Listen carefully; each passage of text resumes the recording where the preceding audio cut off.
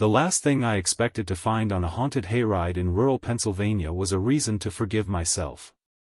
But when the wagon suddenly stopped in the middle of a dark cornfield, and my best friend's sister reached through the shadows, grabbed my hand, and pulled me closer, I had no idea that the scare waiting for me that night would have nothing to do with ghosts. If you believe that kindness can find us in our darkest moments, that people deserve forgiveness, and that sometimes a second chance can change an entire life, take a moment to like this story, share it with someone who needs hope, leave a comment, and subscribe to the channel for more heartfelt stories. It was a chilly October evening in Lancaster County, Pennsylvania, and I had agreed to join my best friend Marcus and his sister Grace at a local fall festival. I had been avoiding gatherings for months because life had become strangely quiet after my father passed away. He had been the person who taught me how to fix a broken fence, keep promises, and never walk away from someone simply because things became difficult. After losing him, I started carrying a private guilt I couldn't explain to anyone.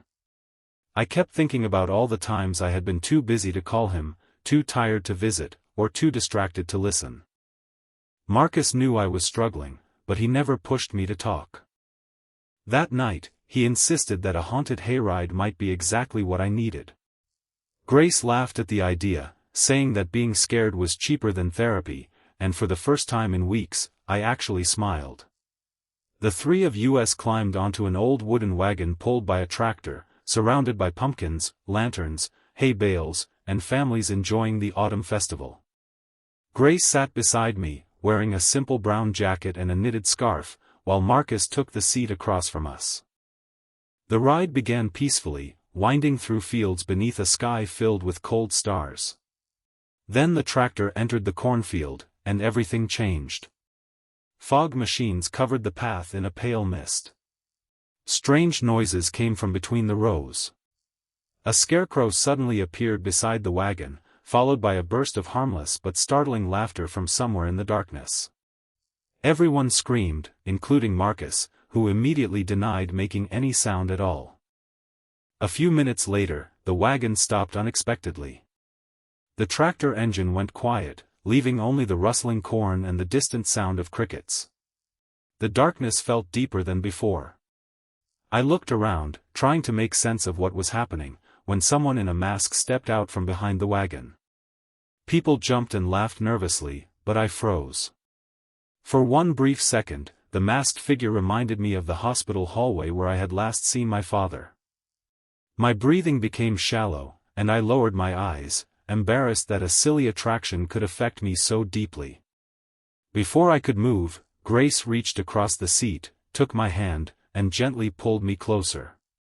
She leaned toward me and quietly told me to sit closer because she knew I was somewhere far away in my thoughts. Her kindness broke through something I had been holding inside for months. I finally admitted that I wasn't afraid of the haunted ride. I was afraid that I had failed my father when he needed me most. Grace didn't give me some perfect speech. She simply reminded me that love isn't measured by the number of perfect days we have with someone. Sometimes it is found in ordinary moments we don't recognize until they're gone. Then she told me something I had never known. Her own father had once struggled with regret after losing his brother, and for years he believed that he should have done more.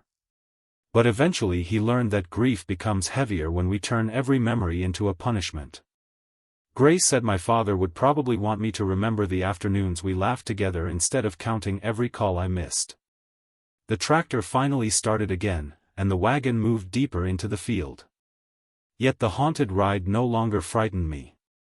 The darkness seemed different now. I wasn't sitting alone inside it. When the ride ended, Marcus surprised us by suggesting we visit his family's old farmhouse nearby. There, under a porch light, we drank hot cider while Grace's mother, Rebecca, listened as I finally shared stories about my father. Instead of feeling ashamed, I found myself laughing through tears as I remembered his terrible jokes and his habit of burning toast every Sunday morning. Before I left that night, Grace handed me a small wooden cross she had found at the festival craft stand.